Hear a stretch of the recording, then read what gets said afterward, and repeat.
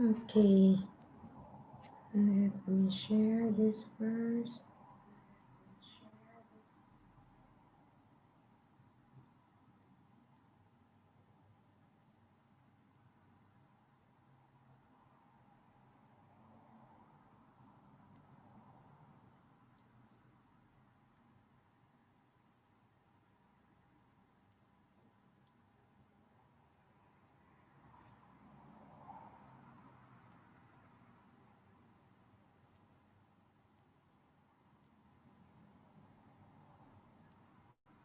Hello, thank you for joining my live streaming. One moment, I will just share it so that we have more people inside. Thank you so much for joining my live streaming. Give me a minute. Mega shout out for the people who join me on my live streaming.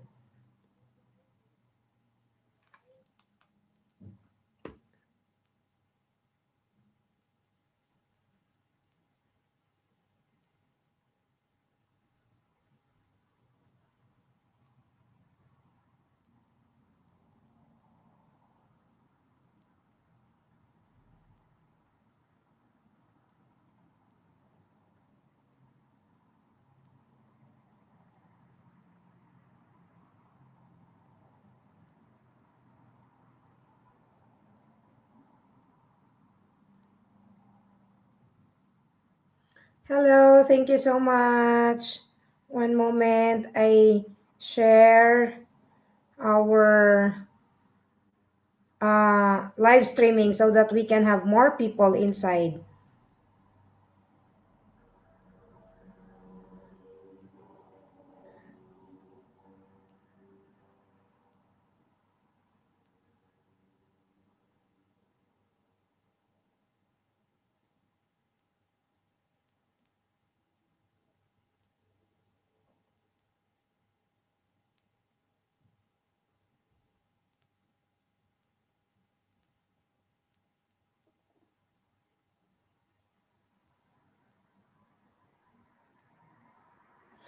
Okay, shared. Oh, thank you so much for the thumbs up. Thank you so much again for joining my live streaming. Now I know that I really don't have a fixed schedule, but it's okay.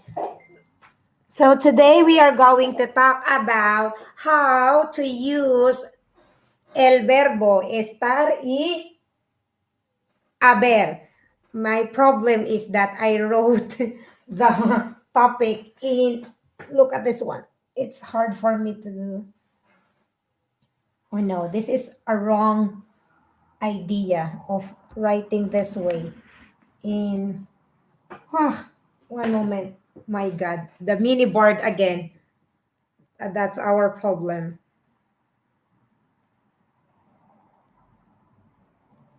Okay, so we are going to talk about the difference between or usos del verbo haber y estar in Espanol, in Spanish. So my problem is that I wrote this way. So I need one moment. Oh my God. This is a wrong idea. Yeah, one moment. I will use this one to put the mini board. Thank you for the thumbs up and thanks for joining me. Okay. So, better? Mega shout out for the 5 people in the house. Thank you for joining my live streaming. And please, if you have, can you please share it also to your group so that we can have more people in the house? Thank you.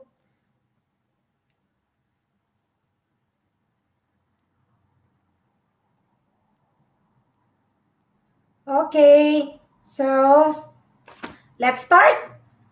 While waiting for the others, we can start. our topic for today. So, Felices Fiestas, Merry Christmas, Happy Holidays po sa lahat. Ngayon lang ako tawag nito, nakapag-live stream ulit kasi kahapon grabe talaga parang pagod ako na natulog lang ako the whole day. Ang Christmas dito ay wala. Walang-wala sa Pinas. Iba pa rin ang Pasko sa Pinas. Okay, usos del verbo haber y estar. So, these two verbs actually, because normally we use it like an auxiliary verb. So, I put the meaning. Ayan, kung nakikita nyo po, nilagay ko yung mga definition po. How to use these verbs in Spanish. So, first, malabo ba can you read the writings on the board? O malabo siya? O okay lang? Malabo ba? Okay, so, Jervy, thank you po, Jervy. Welcome back. Thanks again for joining my live streaming, Jervy. Oo nga po kasi yung gamit ko lang kasi na ilaw, yung as in yung lamp lang. Wala pa kasi akong hindi ko alam malabo, no? Pero nababasa ba? Naku, hayaan nyo pag nagka-budget si ate. Bibili tayo ng ring light. Pasensya na ha. Kaya lang talaga ito. Lang tayo, taste muna tayo habang wala pa tayong budget. Anyways, nababasa pero may glare. Ano kaya? Kasi nandito yung ilaw eh. One moment. I will try to, I don't know. One moment. Let me fix. Maybe because, momento.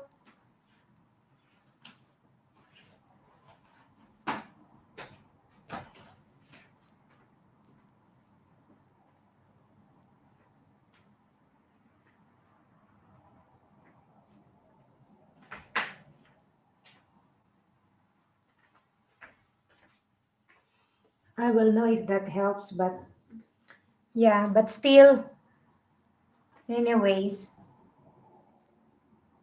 because if I'm going to open the window, may naman siya, may shadow. Sige. Better. Thanks po. Yeah, thanks. Hi, thank you so much, Jervy, for joining me. Kahit alam mo naman ako, wala talagang schedule ang aking live streaming. Anyway, so let's be productive. It's my first day of vacation. Wow, vacation. Though I only have like a week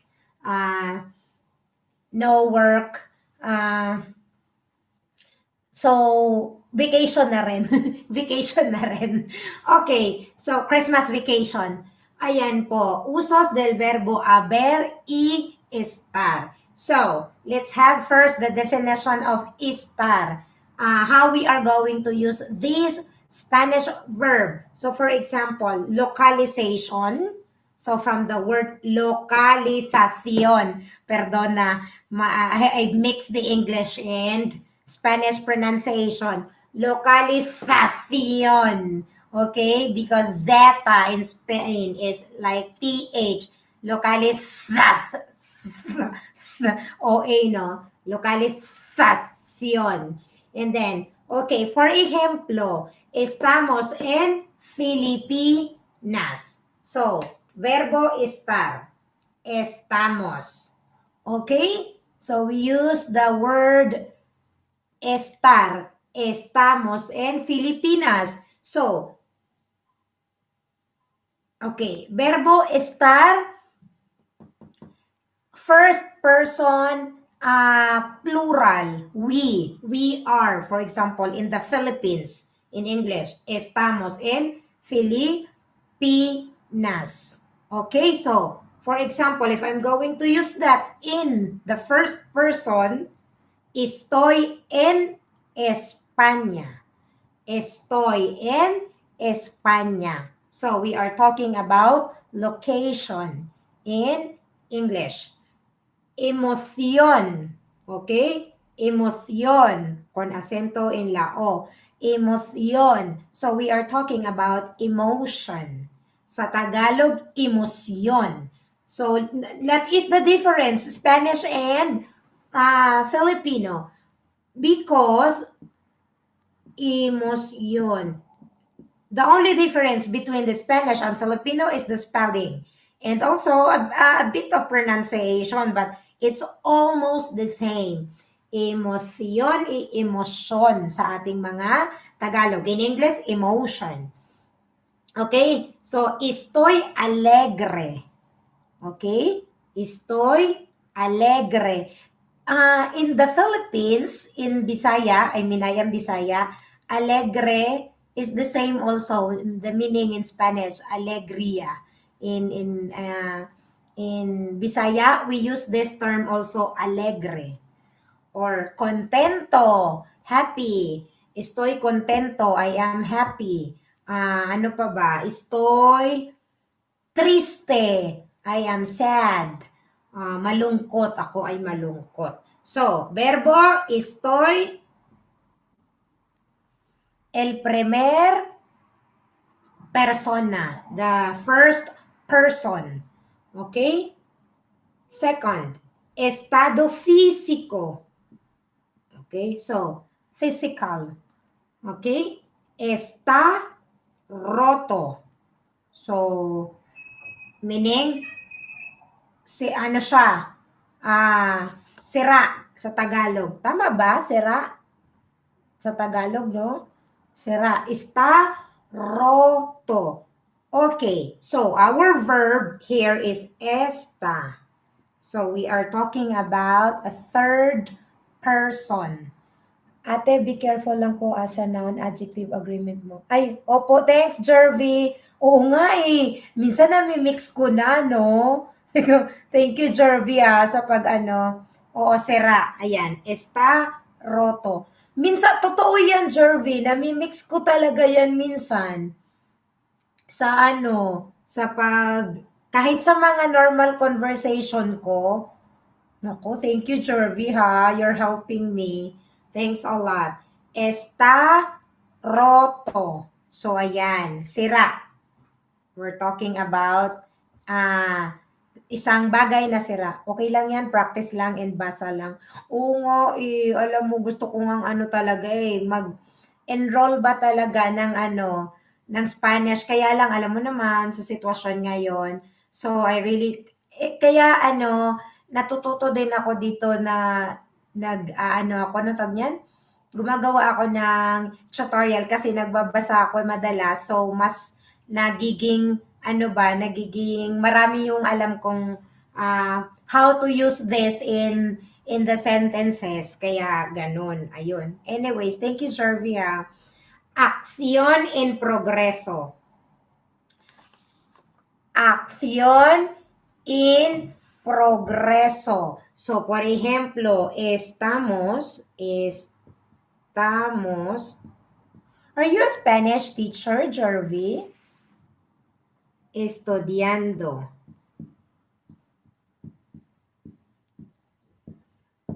So, estamos estudiando. Meron sa Instituto Cervantes de Manila online na ate. Really? Oh, I'll try to check that. Wow! Spanish major ka pala. Ang galing mo naman, Jervy. I'm so proud of you. Thank you, At ano, pinagtsatsagaan mong panoorin ang aking live streaming, Jervy. Thanks a lot. Do you live here in Spain also? So, action in progress. So, like for example, now we are studying the Spanish language. Estamos estudiando. Estamos estudiando. Oh, Nice to hear that. Where are you in Spain? Where are you in Spain, Jervy? I'm here in Valencia City, in Ontinyent, to be specific. Ah, layo mo pala. Layo mo pala sa akin. Layo mo pala. Wow, I'm so proud of you that you are studying Spanish. Logroño. Yeah, La Rioja. Actually, napag-aralan ko yung iba't ibang provinces ng Spain before I took the CCSE exam last February. Yan, kaya medyo napagbasa-basa ko yung mga yung mga places na yan. Yung mga important ng Spain. Kasi yan very important sa CCSE exam. But anyway, I'm glad that I passed the exam. Though I studied for the whole month of January before I took my A2 and CCSE exam. So yeah, I am planning next year to take a B1 level. I hope I can pass that B1 also, all by myself. All by studying all by myself. Anyways, okay, verbo haber.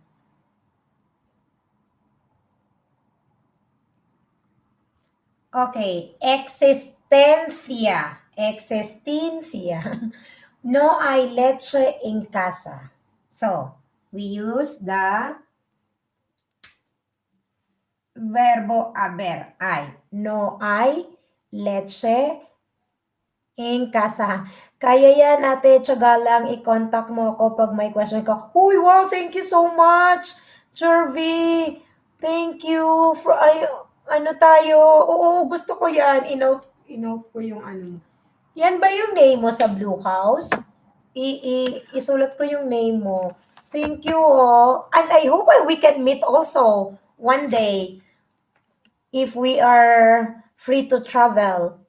Jervy Lopez. I will search you in Blue House. Jervy. Thank you, oh. Ang galing-galing naman. You're so nice to me. Thanks a lot. Okay. So, for example, no hay leche en casa. O, no hay comida en casa. No hay comida en casa. No hay fiesta. Okay po. Paano kaya tayo Paano kaya tayo paano kaya kita makontak? Sige ganun, paano kaya kita makontak? Okay, so, we also, nag-usap na tayo sa, okay. Sige. Oo nga. Ayun. Sige po. Ayun. So, we can also put syempre, singular. Una, para femenino. Okay po. Juan Gabriel. Noted. Ayan, sinulat ko na siya.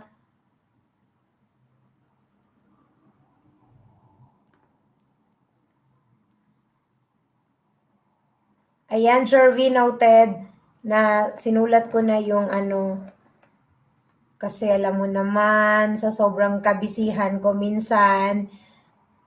Ayan. So, noted po. Uy, gusto ko yan. Kasi gusto ko talagang i-try na mag B1 exam next year. Hopefully, siguro mga ganong month din or mga April. Yung medyo, or pag wala na ako masyadong work sa sa academy. Ayun. Let's continuamos.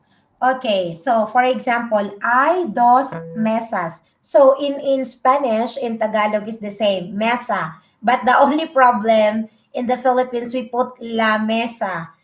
In Spanish, la is artikulo, pero in Pilipinas is one word, la mesa. We called it la mesa in the Philippines. That is the whole world. Whole word. Lamesa in Tagalog, in Tagalog. So, in Tagalog, we call the table la mesa, and then in Spanish, mesa, mesas because hay dos is plural. In Spanish, la is artikulo. Pero in Tagalog, we use that, I mean the whole word as la mesa. Right?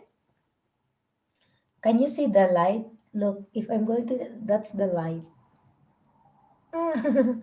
Yeah, actually, I am planning to have a room for my YouTube tutorial. But anyway, poco-poco. When we have budget already. Kaya pag may budget na si Inday, wala pang budget si Inday eh. Okay. So next. Or negativo, we can use that also in negative. No ay sais siyas. Siyas.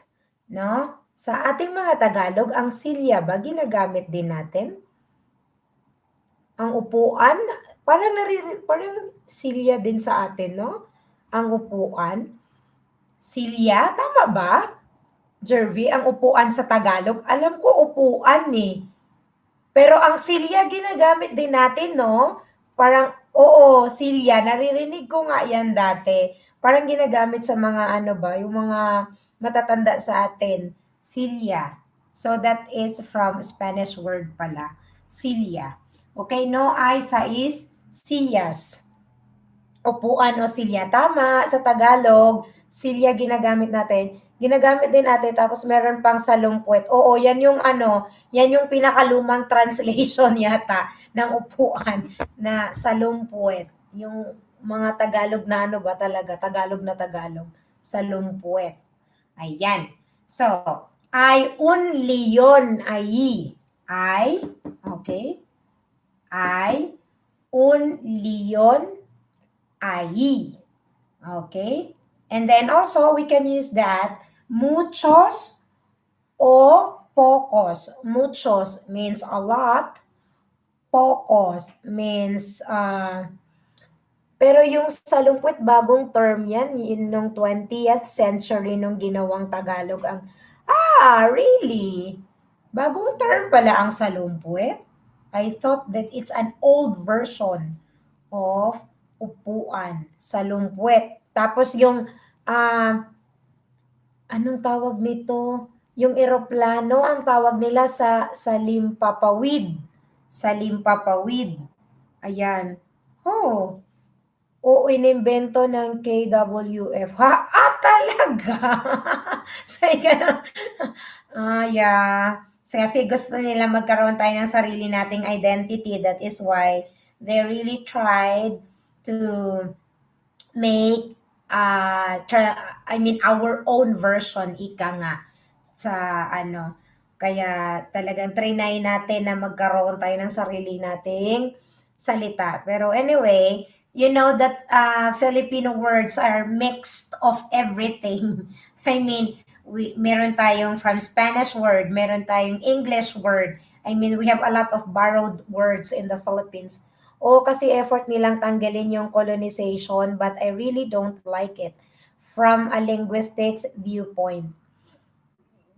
Yeah, that makes sense. Kaya lang, alam mo na, inano nila yung ano ba, yung sariling atin. Kaya lang kasi, bakit mo babaguhin ang isang bagay na simula pa noon, ayun na yung ginagamit natin bilang mga Filipino, 'di ba? Para sa akin ha, ito na, kumbaga, yun na yung mga salita na ginagamit natin. 300 years ago or more than 300 years ago. So, ayan. Anyways, ganun na talaga siguro ang ano. Nasa ano kasi din yan eh. Nasa mga lexicalization. Anong tawag dito, Jervy? Nasa mga umuupo din yan, 'di ba? Kung ano-ano na lang mga naisip gawin. Alam mo, minsan ay napapaisip ako, ang daming natin pwedeng pagtuunan ng pansin sa bansa natin para ma-improve natin yung ating bansa mismo. Pero may mga bagay na pinagtutuunan natin ng pansin na hindi naman gano'n kahalaga. Alam mo yon? Parang, for example ha, napansin ko lang yung ano natin, yung yes, after all, yung norm ng language, it's a social convention. Yeah, alam mo yung napansin ko dito, Jervy? Yung mga bata, nag-aaral sila very relaxed. Ang unti lang ng subject nila, ang unti lang din ng oras nila. Like from 8 up to 2 o'clock, like 2:10 to 15. Ha? Ganun yung time nila. Very relaxed sila dito. Sa atin, kasi ako nasa ano ako dati, Las Piñas Science, ang students namin, meron silang 11 subjects pag grade 7. Pag grade 8 up, no, grade 9 and 10 yata yon, 12 na yung subjects nila kasi may 4 electives subject pa. Tapos dito napansin ko, sabi ko, grabe ang ano ng mga bata dito, 'di ba? Ang simple lang yung ano nila ba, talagang binibigyan nila ng pansin na makakapag-aral talaga. I mean, makakapag-relax yung mga bata, hindi aral, makapag-relax. Very ano sila dito sa mga bata. Pero sa atin, sa Pinas, grabe, ang daming subjects. Ang dami nating ano, basta ganun, ganun, basta ganun. Mahabang topic yung pag-usapan natin. Okay, hay pocas sillas. Poca porque es femenino, silla. Kaya, alam niyo na, we really have to change masculino and femenino in Spanish. Okay, people? Ayan, nababasa niyo ba? Taas ko na lang ng onte. Ay, talaga naman. Mali kasi itong ginamit. Mamaya pag sinulat natin, paano na, pag ganito kasi ano ang hirap kong siyang ilagay. Okay. No hay muchos libros in su casa. No hay muchos because libro is ay masculino. That is why mucho. And muchos because it's plural. And libros because it's plural. So that is the reason of changing la a and la o, poca, poco in the Spanish word. So, wait lang. Ipatayo na natin tong ating mini board kasi pag ganito, hirap na hirap ako siyang ipakita sa inyo.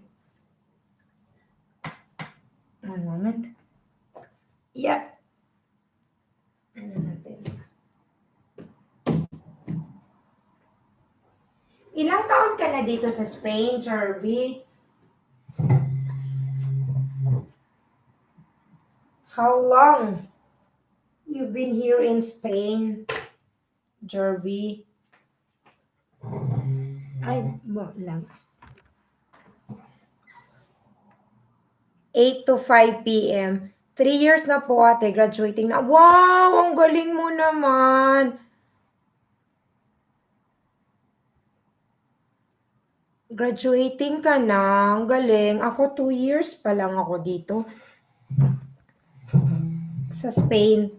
Pero kasi ang ano ko, ang pag-aaral ko ng Espanyol, ano lang, more on self-study at saka sa mga natives. Hindi naman talaga ako nag-enroll sa...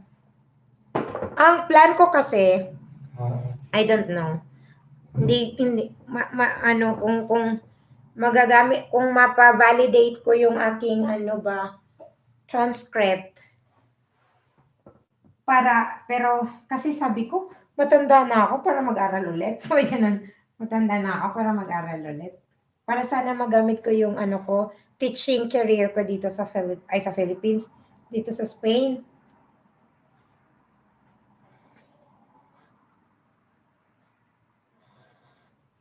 Ano no?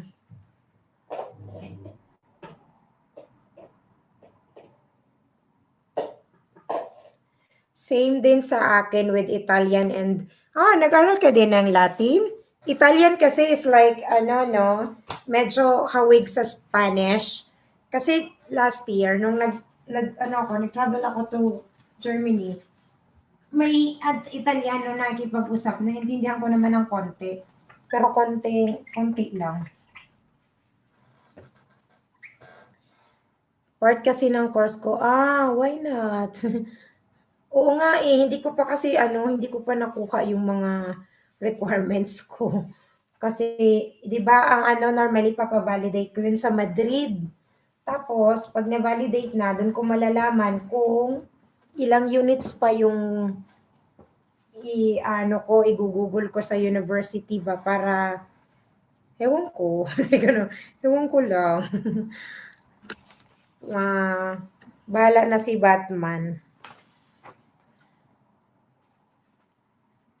So, okay. Wala kang pasok, no, Jarvie? As in, study ka lang, hindi ka nag-work? Pero ate, may masters kayo? Oo, kaya lang ang master ko naman ay ay,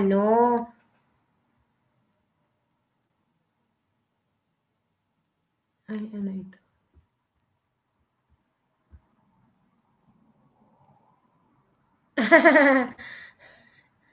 Wow, ang sarap naman ng buhay. Study lang. Galing. Gusto ko yan. Okay. Maganda yan. Saya-saya. Habang bata pa mag-aral. So, may ganun eh. Habang bata pa mag-aral. Pero part-time English teacher ako. Haha. Ako din dito sa isang British Academy.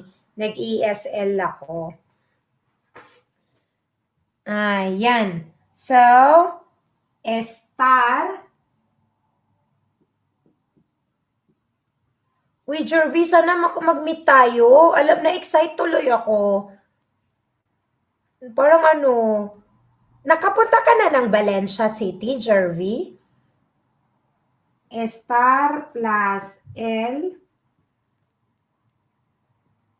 la los ilas. Okay, so, uy, punta ka kaya ng Valencia City, tapos mag-meet tayo. Kasi yun lang naman yung malayo kasi nasa Ontinyent kasi ako, malayo kasi ako sa pero pag sa city, pwede naman akong mag-train. Magpapahatid lang ako sa husband ko sa Chativa, and then from Chativa going to Valencia City. Mag-meet tayo, na-excite ako. Anyways, okay, verbo estar. That is verb be in English. And then we have the article el, la, los, and las. Okay, let's see the difference. El is masculino, la is femenino, los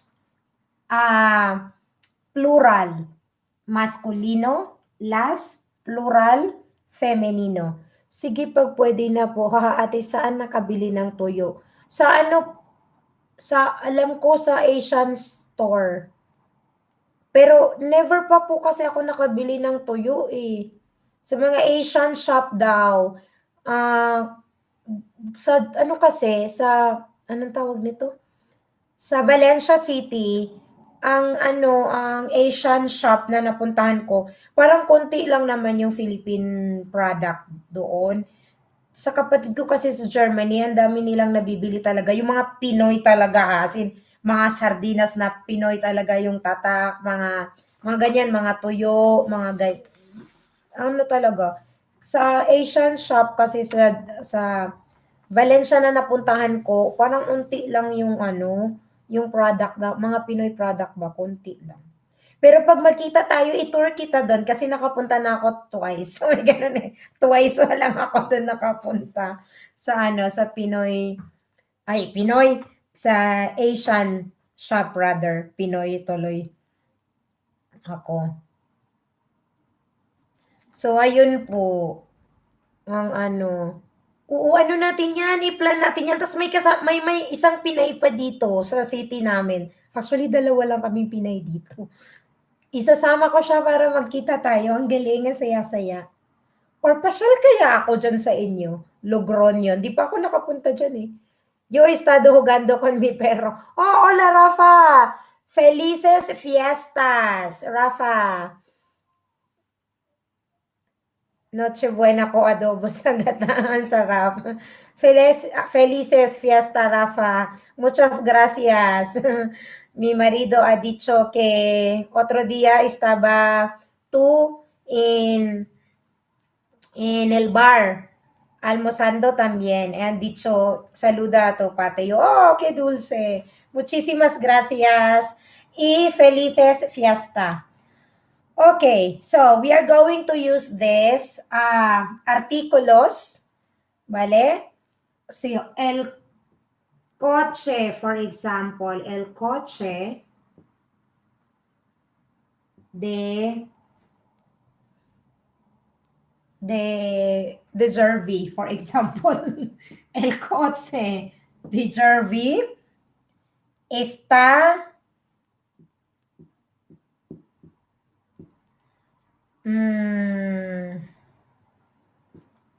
en el garaje. Okay? Oo, na-miss mo na ang ang tuyo. Ang sarap niyan 'no, sausaw sa suka. Ay, Diyos ko Lord. El coche de Jervy está en el garaje. Okay, so we have the article here, el coche and el garaje. Tingnan nyo, is the same in Tagalog, garaje. Pero iba lang yung spelling natin. Kasi sa Spanish, letter J, lahota, ang tawag nila dyan. Suka tapos itlog na maalat.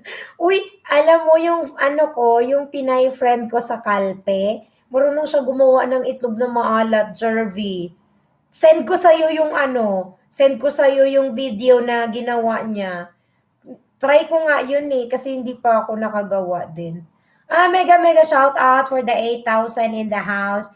Thank you for joining my live streaming and please do not forget to like. Oo, try ko nga gumawa. Hindi pa kasi naman, ako naman, anong tawag nito, pag bumibili kasi ako ng mga hindi kasi masyado kumakain yung asawa ko. Kaya nung nagluto ako ng putumaya, putong ag, alam mo yun, Jervy, putumaya sa Bisaya. Isang tasa lang kasi hindi siya mahilig sa yung kumakain naman siya pero unti lang ba? Pag hindi niya alam, lang, sabi niya, masarap. Alfred, muy bien ho, saludo. Muchísimas gracias, Alfred, por unirte a mí en directo. Ay, oo, puto mayo. Uy, ang sarap. Alam mo, may malagkit pa ako dito kasi nagluto ako isang tasa lang eh. Ako lang kasi kumakain. Pag pumasyal ka dito, magluto tayo ng maraming Pinoy food. Ay, ang sarap. Kamis. Muchísimas gracias a todos. Okay, so, el coche de Jervy está en el garaje. So, ayan po, kung napansin ninyo, we have artículo and then the verb está. El verbo está. And then, el coche, noun, and then garaje also. So that is why we have the article el. Okay? And then, mi libro, for example, mi libro, in Tagalog also, we use the word libro, aklat, está en la mesa. So, I really make this as example so that you can see that artículo la por the word mesa. But in Tagalog, we have this la mesa. Ang la mesa. No? Sa atin, mga Tagalog, we use ang as our article. And then la mesa. So, in Spanish, la mesa, artículo is la y mesa is la palabra. Dos palabras. In Tagalog, it's only one word, la mesa. So, mi libro está en la mesa, my book. That is the mega mega shout out for the 9 people in the house. Again, thank you so much for joining my live streaming. Muchísimas gracias por unirte. Pon me gusta, por favor. Gracias. Okay, so, pero my mom also says, ang mesa. Kapag may nakita po kayo or narinig kayo la mesa or mesa Tagalog, ang tawag dyan ay co-viration. Oh, really? Mesa, nombre. Si Alfred Mesa. In Tagalog, in Filipinas, normally, uh, Alfred, normally, decimos la mesa in Filipinas. That is why I am explaining that la in Spanish is artículo y mesa is nombre. Yeah. Co-viration. Thank you, Jervy, for giving us more information about language. Hi, ate. Maligayang Pasko. Kain tayo binangkal. Oh, ang sarap! Jing, ikaw ba yan? Thank you so much. Sarap ng binangkal na sa mainit na kape. Ay, ang lamig kaya kanina. Alam nyo ba ano kanina? -1. Diyos ko, ang lamig-lamig. Tapos alam nyo ba, ngayon lang ako naligo sa mula nung linggo. Hindi na yan. Lamig kasi. Kanina pinilit ko lang yung sarili ko maligo. Kaya basa pa yung buhok ko. Mabango pa yung buhok ko ngayon. Sinabi talaga ngayon lang ako naligo. Nung linggo, naligo ako. Tapos kahapon, sabi ko, lamig na lamig talaga ako. So, hindi ako naligo. Jing, thank you, Jing, for joining. Jing, naalala mo tong damit ko? Regalo mo to last year sa Germany. Okay, so we have el and la. El for femenino, coche is femenino, mesa is masculino. So we are going to use now los. Los plural para femenino. So how will we going to use that? Los.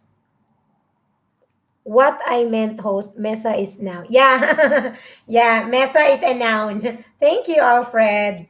It is a noun. Mesa. Thank you, Jing. Oo, ang ganda nito, Jing, kasi mainit talaga siya sa katawan, Jing. Ang lamig kasi ngayon dito, Jing. Ano kami kanina? Ati, Alfred, -1 kami kaninang umaga. Sabi ko, Diyos ko naman, lamig-lamig. Mo naman si Inday, hindi sanay sa malamig. Okay.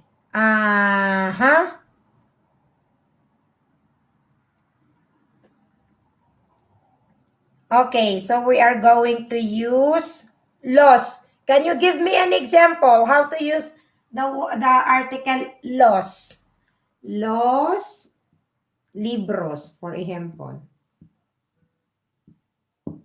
Los libros. So, if we are going to change el artículo, si es plural, the verb also is in plural form.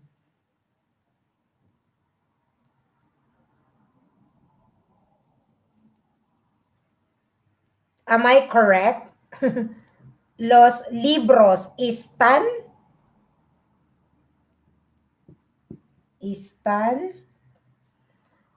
for example, in la biblioteca. No? In the library. Los libros están en la biblioteca. Biblioteca means library. Silid-aklatan sa atin. Ay, tama ba? Library, silid-aklatan in Tagalog? Please correct me if I am wrong with my translation.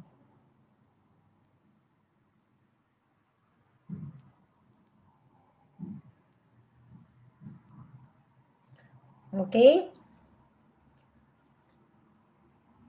What time is it? Dito din sobrang lamig pero ngayon may araw kasi lamig pa din. Alam niyo na winter time dito sa Germany. Parang hindi ako sure. Ah, silid aklatan or no, library din. Library din. Alam mo minsan nakakalimutan ko na kasi mga Tagalog terms sa ano natin. Patawarin niyo po ako, wag po sana kayo magalit sa akin. Minsan kasi naghalo-halo na yung mga ano ba ang Tagalog ng library? Pakisagot po mga mga minamahal ko pong kababayan. Mega mega shout out for the 10,000 in the house and thank you po sa sama sa akin sa aking live streaming today. Bisaya na lang ate. Ay, Bisaya pud ka. Bisaya pud kong dako. Kaya Bisaya pud kong dako. Ayan. So, this is how we are going to use the article and the verb. Estar. Verbo estar. Hindi nyo naman po mother tongue ang Tagalog. Kung komportable kayo sa Cebuano, okay lang, maganda kaya ang Cebuano. Oo, Bisaya talaga ako, Jervy. I was born and raised in Bohol. And then, we transferred to Manila when I studied my college. Kaya since 1998 sa na kami nakatira sa Las Piñas. Tapos 2013 we lived in Cavite. So yun. Naghalo-halo na ang ni Inday, Badiday, Bisaya, Tagalog, tapos nag-aral na ng Espanyol. Half Tagalog, half Kapampangan. Half Tagalog, half Kapampangan. Ang galing. Ako din, half Bisaya, half Tagalog. Tapos 1/4 na Spanish. Sige, 1/4 na Spanish. Anyways. Okay. So, last. Vamos a ver. Ejemplo last.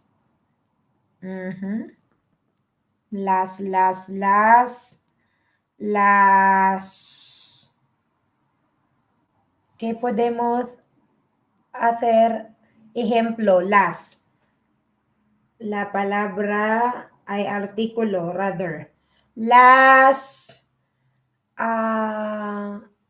botellas. Las na-block si Las Rosas. Gracias, Jervy. Na-block si ate. Las Rosas. Ayan. Angat natin ng konti ang ating mini board. Alam niyo namang tong mini board natin eh. Las Chinelas. Yeah. Pero, chanclas yan, di ba? Ang sa kanila dito. Chinelas. Jervy. Chanclas. Las mesas. Las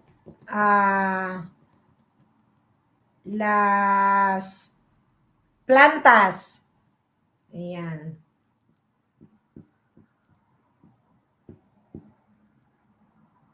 Okay? Las plantas.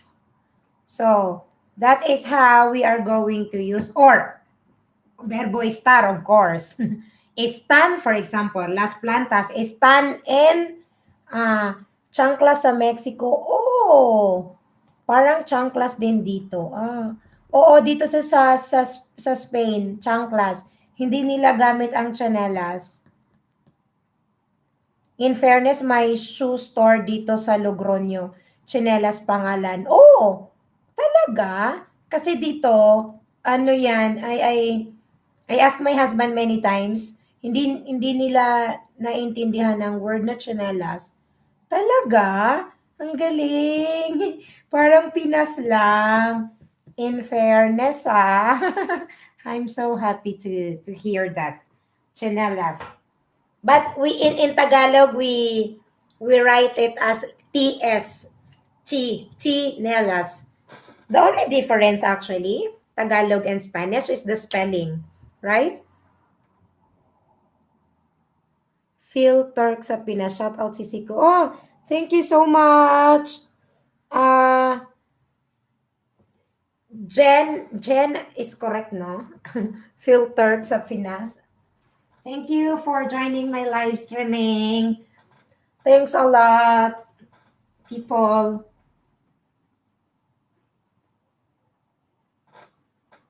Ay, alam nyo ba, magluluto ako ng arroz al horno mamaya. Dapat kahapon yun, kaya lang grabing tamad ni Inday kahapon. Natulog lang si Inday maghapon. Wala. Yeah, Jenny Sarcanto, sisi ko. Thanks. Actually, yung mga Spanish loan words, binago yung mga orthography. Merry Christmas! Merry Christmas po! Thanks a lot for joining my live streaming. Persia Finito. Persia Finito? Persia Finito. Es un nombre español finito.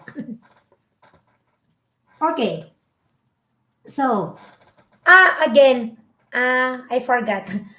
I will be cooking arroz al horno mamaya. I-film ko nga yon para may ma-upload lang ako. Para may ma-upload lang ako.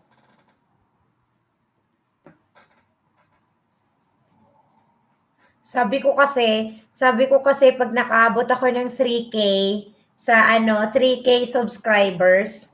Thank you so much for the thumbs up. Pag nakaabot ako ng 3K subscribers, bibili ako ng camera para sa YouTube ko. Wow, may ganon, di ba? Kaya lang malayo pa sa katotohanan. Pero okay lang yan. Poco a poca. Poco. Okay, so we're going to make a question. For example, how to use this verbo estar. For ejemplo, okay, do not forget if you are going to make a question, here in Spanish, you are going to make 2 interrogative question marks in the beginning and at the end of the sentence. Push lang yan, si Marich mo din. Oo nga tiwala lang. Tsaka alam mo naman po, wala ako masyadong time. But anyways, let's just hope. In fairness, may mga naman po. Again, thank you so much for subscribing my channel, and there are also people who is starting sharing my live streaming. Actually, yun yung mas pinanonood po nila yung live streaming ko. Kaya maraming salamat po. ¿Dónde está? ¿Dónde está la parada? Okay. ¿Dónde está la parada del autobús?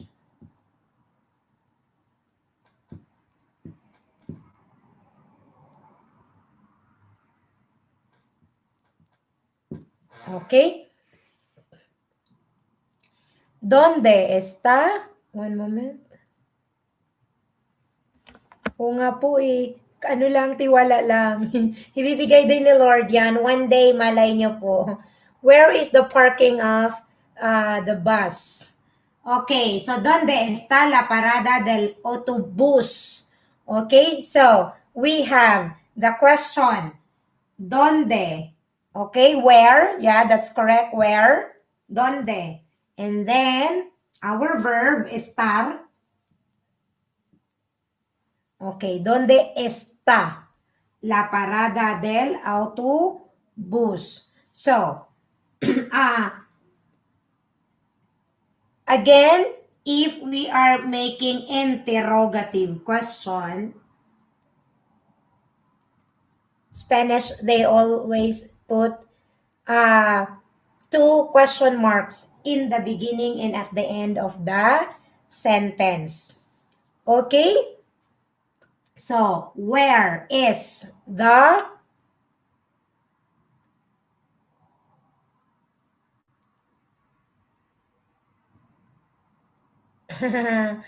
Gracias, Persia.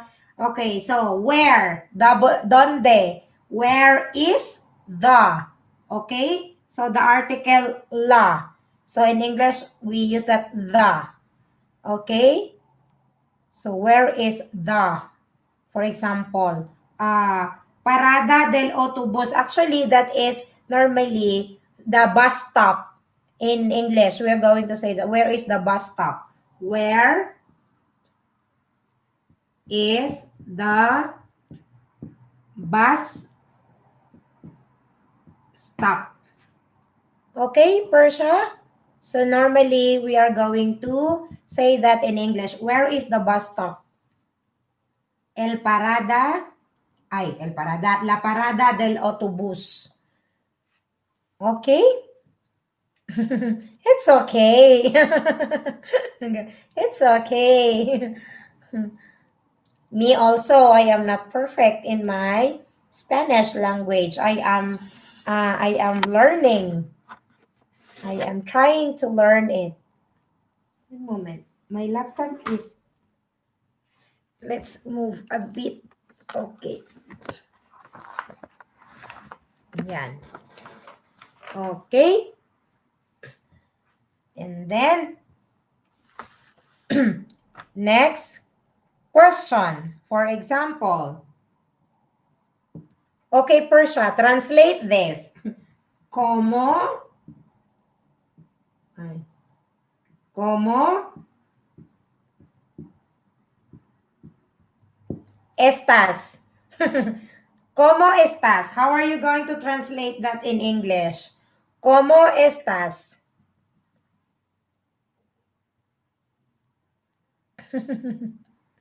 Persia. How are you? Very good. How are you? Perfect. Okay, so how are you? Okay, so again, people of the world. Okay, people of the world. Okay, so estas in Spanish significa that you are talking to the second person, and that is you.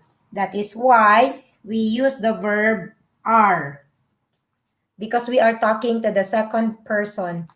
Hi, Noob Sandix. Hello, mega mega shout out. Thank you for joining my live streaming.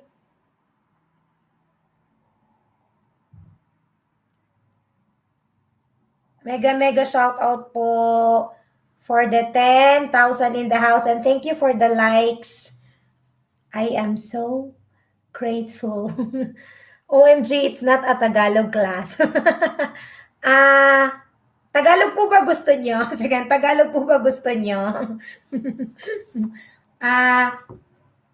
This is a mix of everything. I am teaching Spanish, using the English language to explain, because I know that there are people who is joining who cannot speak Tagalog. But I am also speaking Tagalog. So this is a trilingual a trilingual live streaming. Okay? So if you have no more questions about this, we're going to erase this one and change into another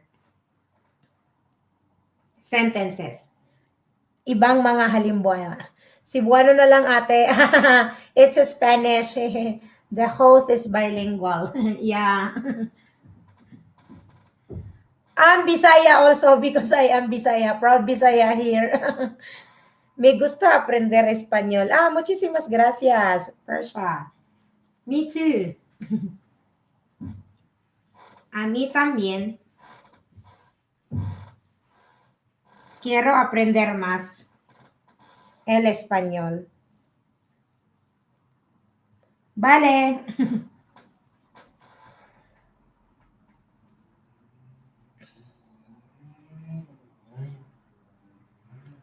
Okay, Persha. For example, let's continue our WH questions, okay? Los interrogativas. Por ejemplo, ¿cuántos? Ay, falta la C. Voy a poner así. Ay, no. It's not readable. ¿Cuántos?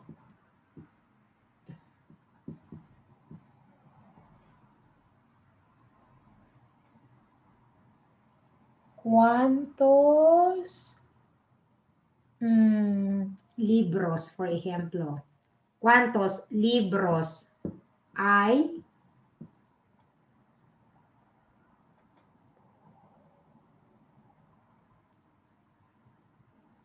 en tu casa?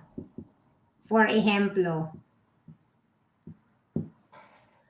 ¿Cuántos? Shout out sa lahat. Alfred, Jamin, shout out sa lahat. Out mo na Sisi Koy. Merry Christmas again. Thank you. Merry Christmas to ¿Cuántos libros hay en tu casa? So how are you going to translate that? ¿Cómo? Traducir la frase. How much? No. How much is you are talking about quantity, cantidad? How much is quantity? So, how many books per siya? It's how many, not how much. How many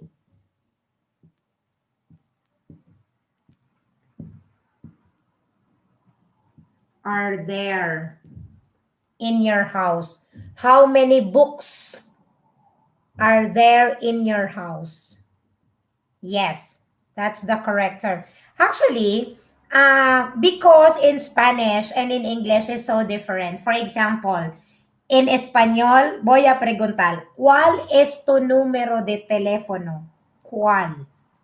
But in English, we are not going to ask which is your number. We are going to ask what is your telephone number. So that is why there are really words that you cannot translate it as word by word because it doesn't make sense. No tiene sentido. So there are, especially the question, ¿cuántos and cuál is very different in English because normally here in Spain, you're going to say, ¿cuál es el autobús, for example, no? We cannot say which. Normally, we will ask okay, what number, for example, of the bus. And here you are going to say that cuál means which. So, not all the sentences, ha? No, no, no. Hay cosas o hay palabras que se traducen muy diferente porque no son correctos. Like, ¿cuántos? How many? In inglés, no how much. Porque how much if we're going to translate that in Spanish, that is cuánto cuesta. Cuánto cuesta. Shiny Rhythm Vlog. Hi, friends. Hello. Mega, mega shout out. Thank you for joining my live streaming Shiny Rhythm Vlog. Salamat po sa patamsak. Okay? So, that is how. Okay, this one. Persia. ¿Sabes dónde?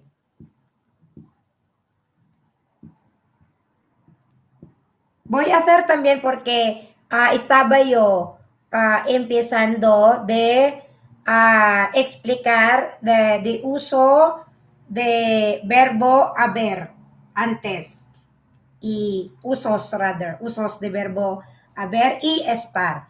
So, ¿sabes dónde hay? For example, estás comiendo en el bar. Una mesa libre. ¿Sabes dónde hay una mesa libre? Okay? So, we have here una mesa because mesa is femenino. That is why we put una mesa. Okay? Usar de verbo hay. ¿Sabes dónde hay una mesa? Porque cuando utilizamos el verbo hay, utilizamos ay más una, unos o unas, el plural. O hay más número, por ejemplo, hay 2 elefantes, hay 3 chicas, o hay 80 números o qué más, ¿vale? Y luego podemos también hay mucho o hay poco, ¿vale? So that is how we are going. Where is the free table? Okay. So you are focusing the word donde. How about the word sabes?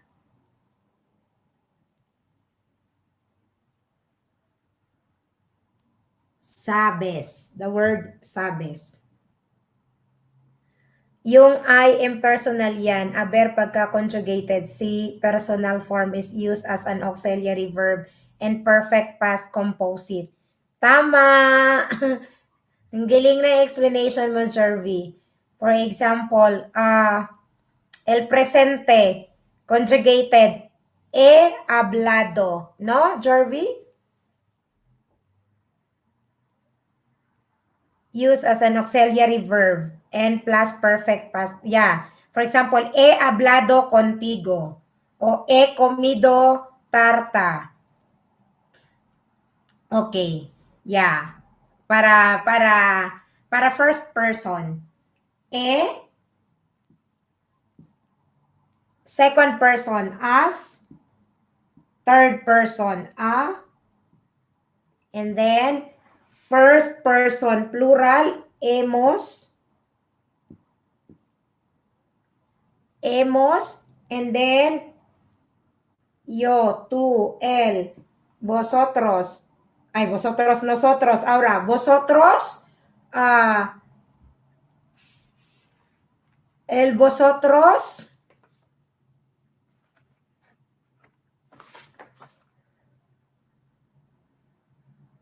an, is correct, Jervy, vosotros, an, and then ustedes, no? Tama ba ako? O may nakalimutan ako? Sige, may nakalimutan ba ako? So, you're going to add the past, pardon. Sabi ko na nga ba may kulang ako eh. A base. And then, la tilde con la I. A base. So, for example, he comido la tarta. ¿Has comido la tarta? ¿O ha comido? Hemos comido la tarta. Habéis comido. And han comido. So, that is how you are going to put that as an auxiliary. Yeah, vosotros habéis. Thanks, Jervy. Okay. Uy, ang bilis, naka 1 hour na pala tayo. Okay. So, ayan. Ayan. Ito po ang paano natin siya ginagamit. Yung estar, los artículos, and then yung verbo haber. Si hablamos de existencia, igual que quiere decir, por ejemplo, hay visita, por ejemplo, en la tienda. Wow, en la tienda.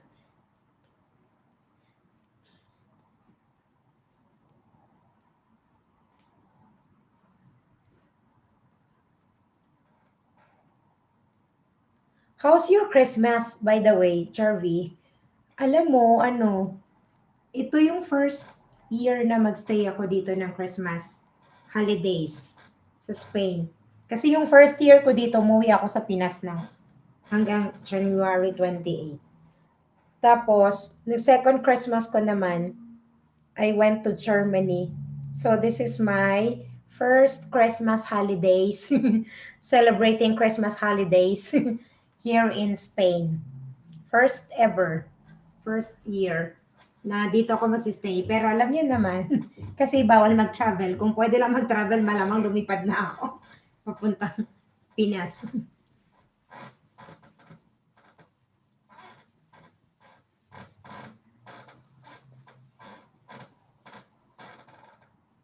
Kasi mama ko hindi pwede mag-travel. Mag-isa ako, ate. Oh, kami din, dalawa lang din naman kami. Jarvie.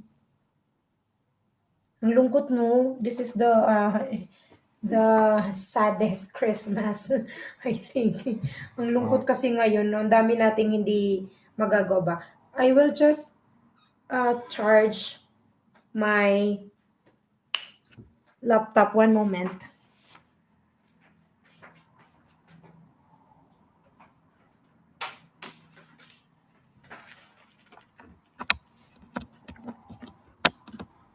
Tsaka hindi naman kami naghanda, Jervy. Ano lang, yung bumili lang ako ng ano, 'di ba normally dito seafood, ano, yung shrimp, tapos ang prepare ko na appetizer, ham, anong tawag nito? Keso, hamon, olivas, syempre aceitunas, ano pa ba? Chips, patatas, ano pa ba yun? Yung salsicha, tapos yung ano namin, yung main course namin, yung ano lang, ginawa ko, buttered and lemon salmon. Yun lang. Tapos ano na, yung mga sweets dito, yung turon, yung polvoron, tsaka may binili ako na ano, na Pandoro, yung pangalan. Hindi ko nga gusto ako lang mag-isa kumakain. Pero anyways, ayun. Hindi, di ba sa atin kasi sa atin sa Pinas, sa Tagalog, bakit ko ba nasabi Tagalog? Sa atin sa Pinas, pag Pasko ang mesa, talaga naman to the highest level, the food. Hindi mo alam kung anong kakainin mo, matamis, maalat, lahat na ng pagkain sa mesa. Dito kasi iba sila, ano, serve mo muna yung appetizer, after ng appetizer, yung pinaka main course, tapos yung dessert na, ganun. Hindi mo naman nilalagay sa mesa lahat. Ay, kare-kare, ang sarap na may bagoong. Sige. Okay, so, let's continue. Let's continue. Que continuamos. Que continuamos. Ejemplo otra vez. Tengo las preguntas. Vale. Por ejemplo,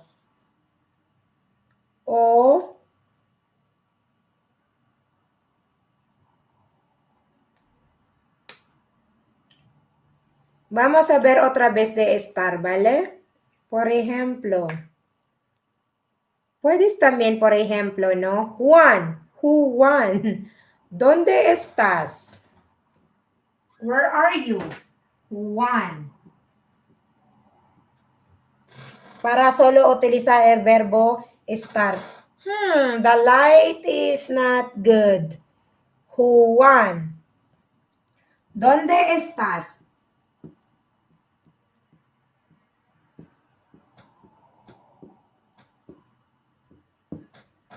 I will try to have a live streaming this vacation time every day.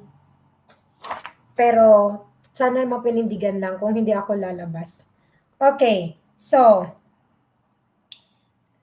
¿dónde estás? Por ejemplo, ¿no? Estoy para contestar, estoy en mi casa. ¿Es correct? Estoy en mi casa.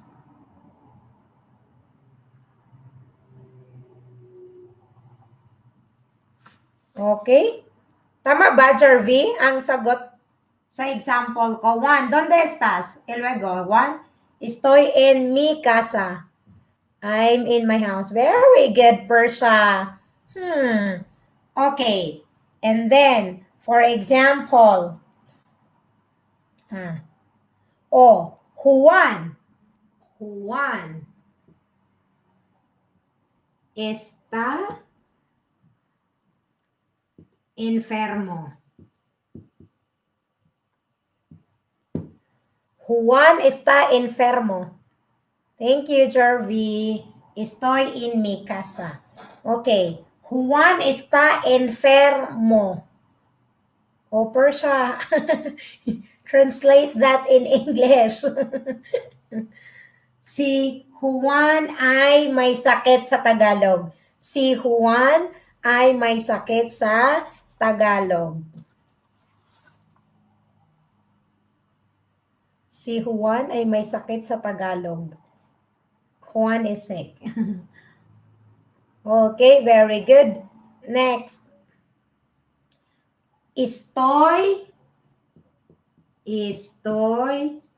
cansada. Estoy cansada de hablar. Estoy cansada de hablar. Estoy cansada de hablar. I'm tired. Ah, very good. Thanks, Persia. Ajá. No puedo venir al clase, por ejemplo. No puedo venir.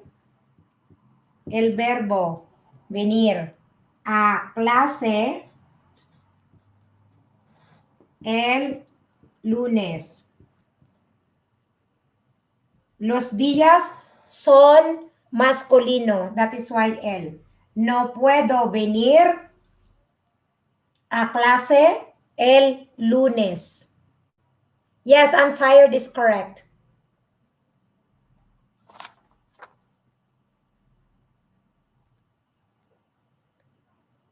Estoy cansada. I'm tired is correct. Okay? No puedo venir a clase el lunes. So, how we are going to translate that? Puedo is first person. Vale? Because in Spanish, remember that they do not put the verb. You're not going to say, yo no puedo. Porque yo is the first person. It's automatic to them.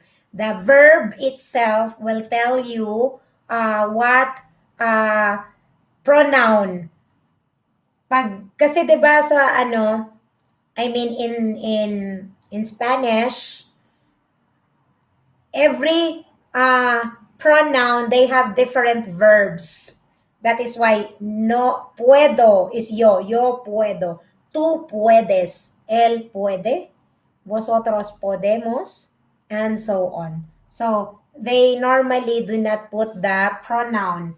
Na, unlike in English, if I'm going to translate this in English, I'm going to put the subject pronoun I. I can't, because it's negative. No, I can't go to school on Monday, or I can't come to school on Monday. I can't come to school on Monday.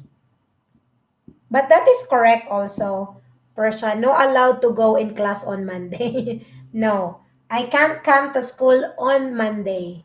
I cannot go to school on Monday. Also, that is correct. I cannot go to school on Monday. That is correct. You call that flexion kapag nagbago ang form ng verb because if it's syntactical function. Example, to know who is doing the action. Since we are talking about the verb, it's called conjugation. Yeah. Thank you, Jarvie, for your very clear explanation.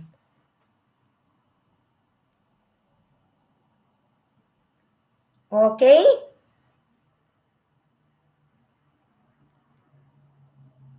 So, for example, another. O, puedes empezar,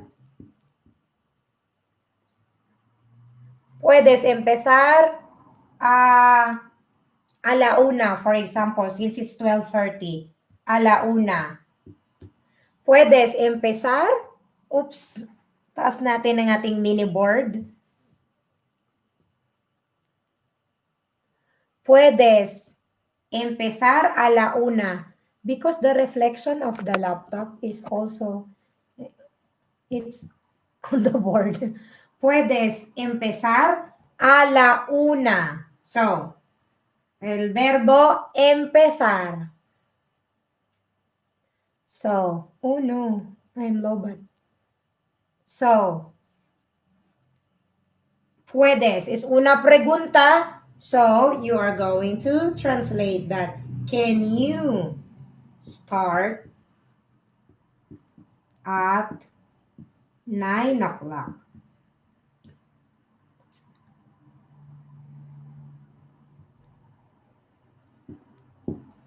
Okay? Can you start at 9 o'clock? So, that is how you are going to translate this question. ¿Puedes empezar? I mean, we are not using the interrogativas, de cuál, de dónde, pero podemos preguntar using the word puedes. Puedes. Okay?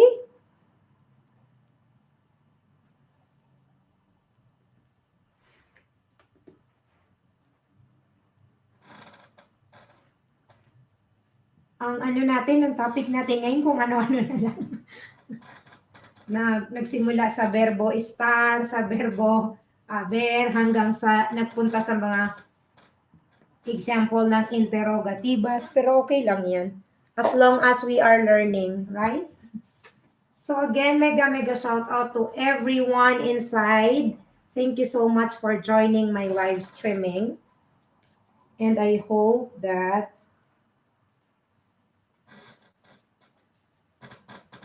I'm going to see you again on the next days.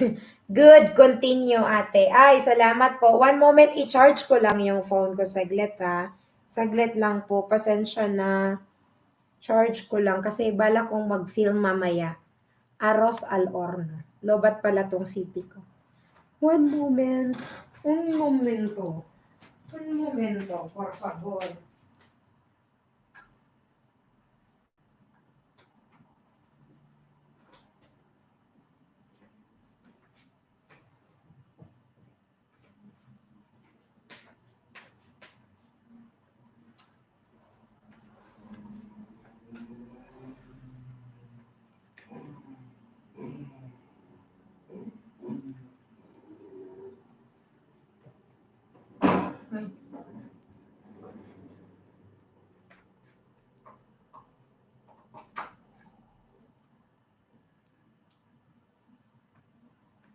Okay. Sorry for the interruption again. So, for example, artikulo. Artikulo o question? Oh, thank you, Ginger.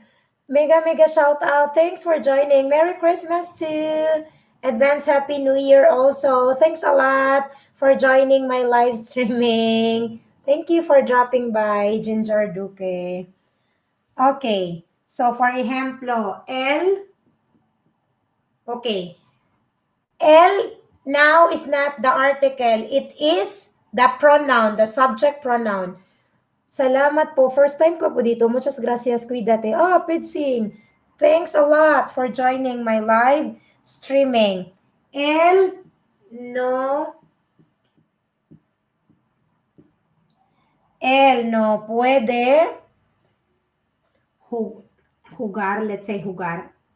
Since football here is very famous here in Spain, so I will use the example, jugar football, ¿vale? Okay. Él no puede jugar. Él no puede jugar a fútbol. Okay. Él no puede jugar a fútbol. So, we are going to Ay, nababasa niyo ba? Ayan. Anong tawag nito? Feliz Navidad, Pedsing. Muchísimas gracias por unirte. Okay, so, for example, the L here is not an article. No is artikulo. Is, yes, that's correct. Is the subject pronoun, L. Okay, people, because we have two L. L as a pronoun and L as article. So he can play football. Very good. He can play football. You are going to omit the a. He can play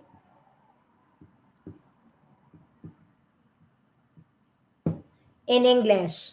Persia. He can play football. Él no puede jugar fútbol sin él no puede jugar. También, ¿no? Él no puede jugar a fútbol, is wrong. O él no puede jugar fútbol. Yeah. Él no puede jugar a fútbol. And then he can play football.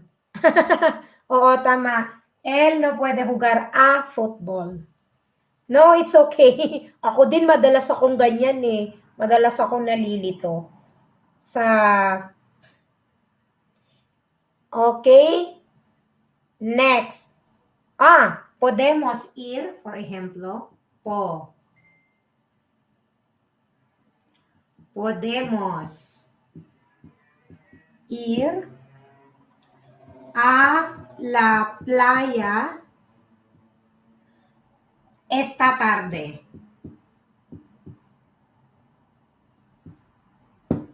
Podemos ir a la playa esta tarde. Oops, the verb is first person plural. Can we go to the beach this afternoon? It's not a question, Persia. Because if can we go, that is interrogative form. So you need to change the pronoun first before the verb. We can go. We can go to the beach this afternoon. Because if we are going to say, can we go to the beach? It's a question form, interrogative form. That is the difference between them. This one is affirmative. We can go to the beach. And can we go?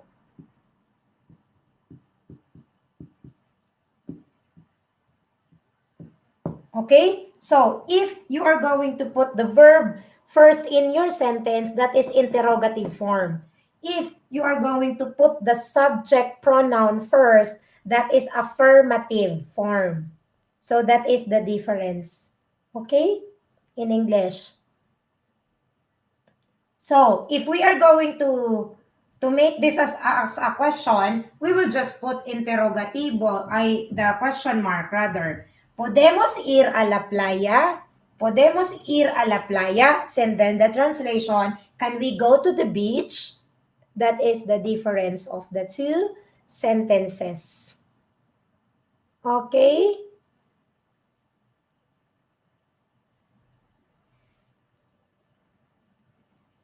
Vale? Question.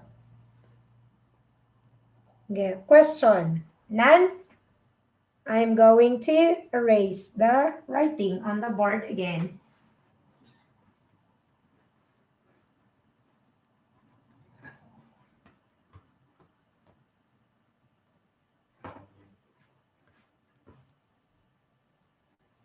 Yeah.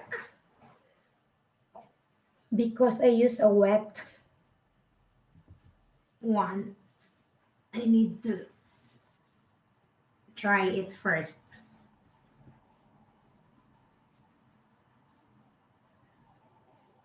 Like for example, Persia, just to make another example. For example, if you want to have a question form, puedes trabajar.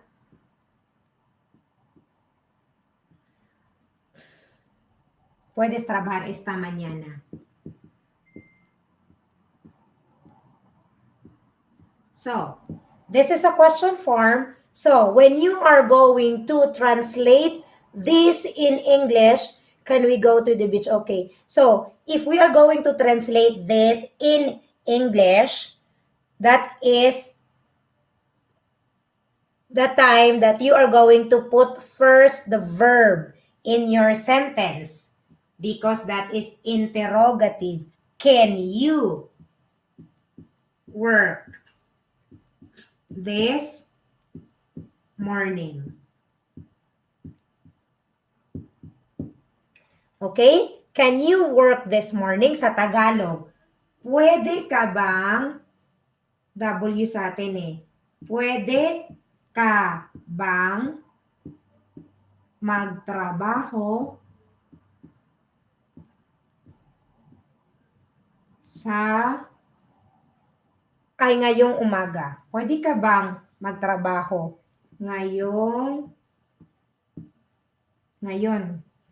umaga? Ayan. Ganon sa atin, 'di ba? Sa Tagalog version, pwede ka bang magtrabaho ngayong umaga? So, can you work this morning? Pwede ka bang magtrabaho ngayong umaga? Okay? So, in English and Spanish, puedes trabajar esta mañana? Okay? And then, in English, can you work this morning? Can you work this morning? Okay? So, that is the, that is our lesson for today, people. And I hope that you learned something today. So, again, thank you so much for joining my live streaming. And I hope that next time you can join. And please, if you find this live streaming tutorial helpful, please share it to your family and friends in your blue house. If you can share it also and help me grow my channel by subscribing and sharing my videos. I will stop our live streaming today because I need to cook for our lunch. It's almost 1 o'clock here. So, I need to cook because I want to cook the arroz al horno. Una hora in el horno. 1 hour siya i-bake sa oven. So, malamang matatapos ako so 1 o'clock ako mag-start. Mga almost 3 o'clock. At least maka-lunch na kami. So, ayun po, bukas po pag wala akong lakad, mag-ano tayo ulit. Maggawa tayo ng marami pang more examples about Spanish sentences para mas mas marami tayong matutunan at malalaman. So again, thank you so much for joining my live streaming and I hope that we are going to see each other again and again. And please watch my other live streaming and videos. Okay po, salamat po. Hapunan na din dito eh. Buen provecho, aprovecho. Gracias. A ti, Pedsing, hasta la próxima. Muchísimas gracias a todos por unirte a mi canal. And I hope that you can watch also some of my videos. And please like and comment if you have any suggestions, opinions, and suggestions about my channel. Please feel free to leave a comment down below.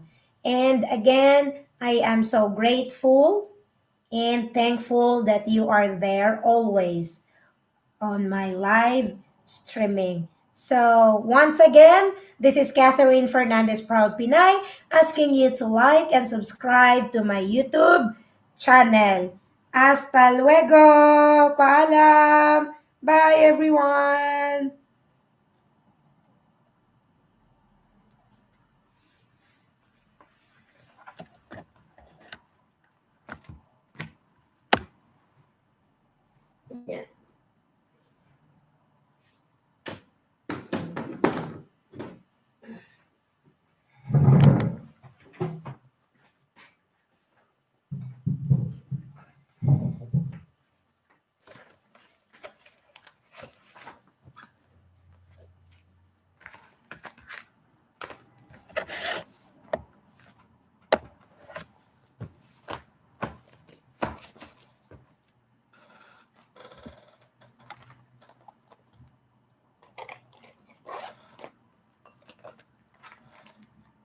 where's the other marker?